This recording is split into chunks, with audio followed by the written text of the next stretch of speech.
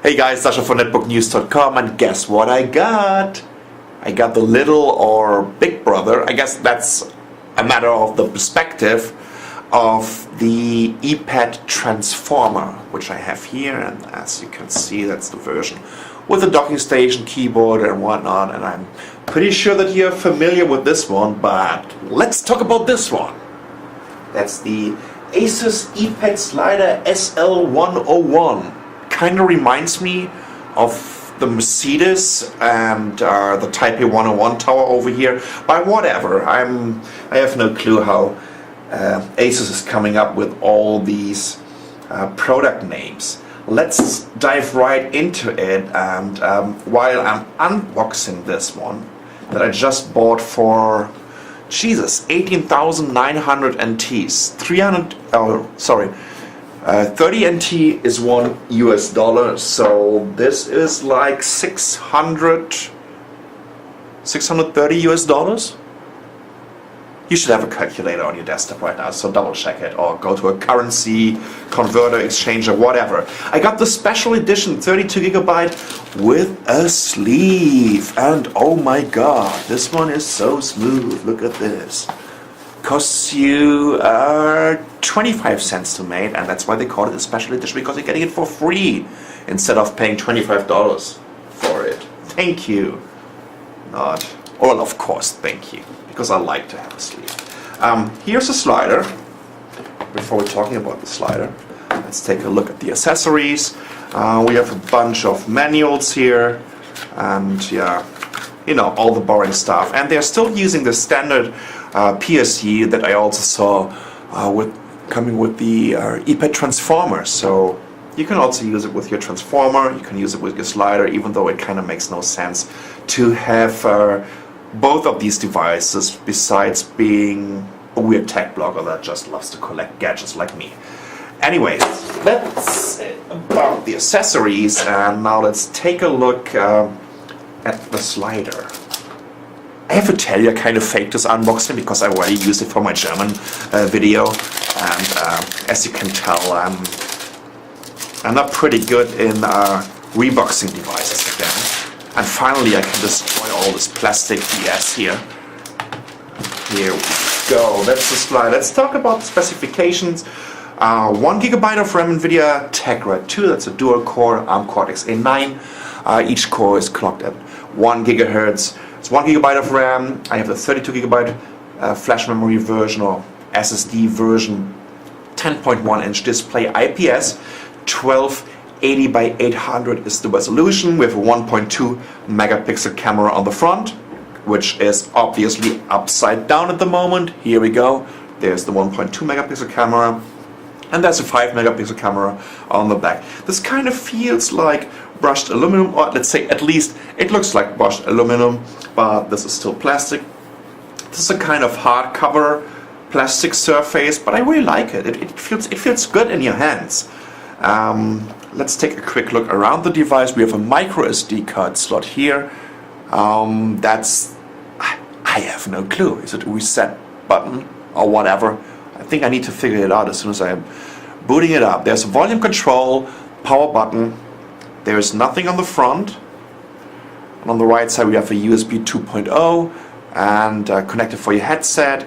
And on the top we have the connector for the PSU and an HDMI out. Hooray! So you can also watch your 1080p videos, because the NVIDIA Tegra 2 platform is of course capable of doing 1080p playback. You can play your latest Android games from the Tegra Zone on your huge 50-inch whatever flat screen TV in your living room. That's my camera. Still need to get a new one, by the way, so Canon, if you would like to sponsor me, I really loved your Canon Vixia HF200. Shameless plug, I know, but still. Yeah, that's already the mechanism that I wanted to show you, right? That's the slider mechanism. So look at this. I can just grab it here, and then, woo! And you know what? I have to tell you, this is very, very solid. Here we go. Over there you can see this. Is it a hinge? I don't even know how this is called in English. Excuse my limited vocabulary. But I can tell you one thing, the build quality is very, very solid. I really like this. In general, this is something that I noticed about ASUS in the last 3 years. For me, one of the most innovative companies on the mobile computing market at the moment. They're really trying to do something else that no one else did before. Well, we've seen slider mechanism. We've also seen an HTC shift. But who is doing anything like this with an Android tablet right now? And who is also doing it with such a decent keyboard? I really love that. It's flat. That means you don't have any palm rest or something. But it gives you great feedback. It's bending a little bit actually, but you won't notice it while you're typing. And so yeah, I just love it how this product feels in general. When you're holding it in your hands, it's very smooth on the edges. While if I would compare this to the Eee Pad Transformer, which is right now in its docking station, so let's get it out of here. Here we go.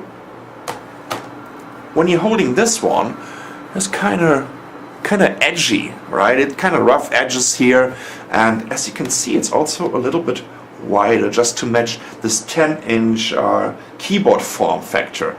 This would be something that I would like to point out next. Let's make sure that I can get the transformer back into its docking station. Okay, here we go. First of all, before we're taking a look at the keyboard, let's take a look how thick this device is. So on the bottom you can see the transformer with its keyboard docking station. On the top there is the Eee Pad slider. There's definitely a difference in terms of weight. This is 960 grams, but it feels kind of light. Well, this was docking stations like, I think it was like 1300 grams. So, but of course, when we're just using a tablet here, oh geez, the tablet transformer was like 660, 680 grams. Too many specifications, I tell you that. Why can't all manufacturers do the same tablet? Just rebrand it. Just kidding, sorry. Yeah, so let's take a look at the slider when it's booting up, because I think that's pretty decent in terms of boot up speed. Here's the power button. Did I tell you guys that it sports a 1.2 megapixel camera on the front and a 5 megapixel camera on the back? It comes with Android Honeycomb, as you know, and we're going to check out which Honeycomb version it runs and what pre-installed apps we have here. So the boot up time was quite quick, right? I would guess like 20 seconds, 25 seconds. If you compare this to an HP touchpad, which needs like a minute or so to boot up, this is great. What you notice immediately is that the camera isn't zoomed in. Well, that's what I'm doing right now. Here we go. So we have this customized Android Honeycomb experience from ASUS. So we have different buttons over here. These are customized widgets. There's a weather widget, there's an email widget, and it's this ASUS background, or is this a Honeycomb background? I don't even know. I think it's an ASUS background. Let's go to apps. And what do we have over here? As you can see, NVIDIA Tegra Zone is pre-installed, something that I really like because NVIDIA is really pushing this market, all their Tegra 2 platform, and they're helping developers a lot to release some very decent games. We have the Zinio Reader, which is okay, and we have this MyCloud and My Library and MyNet. These are services from ASUS where you can access, extra backup service over the whatever cloud. So, go to the ASUS.com, ASUS.com, my pronunciation. I'm always keeping this old pronunciation of ASUS. We have Layer, which is an augmented reality app that I really like. It's a location-based service, so you're using the camera of your device and then you're just moving around, and it will just put extra information on the wheel picture. So where's the next ATM, where's the next restaurant, and whatever. We have a file manager that we've already seen at the at the Eee transformer, but that's about it in terms of pre-installed software. A little bit disappointing. Come on, get at least one game on there, right? Just to show your users about the graphic performance of this device. But what we can do is we can go into settings, and we're checking out which Android version. Here we go. It's Android 3.1, and I'm pretty sure that we should expect an upgrade on 3.2 very soon. The interesting part of this is here, this mobile dock version. This is something that also shows up on the Eee transformer as soon as you put it into the docking station. So of course the docking station, or the keyboard docking station itself, is kinda attached to the slider, as you can see, and as I already told you before, and as you know. So I guess that's about it, right? In general, in terms of build quality, hey, congratulations ASUS, you're doing a fantastic job recently. The keyboard is great feedback. The screen is gorgeous. I mean, that's an IPS display, as you can see, right? That is pretty cool, huh? And also this mechanism feels very, very solid. Now look at this. And I love the way you can hold it. It's a little bit smaller.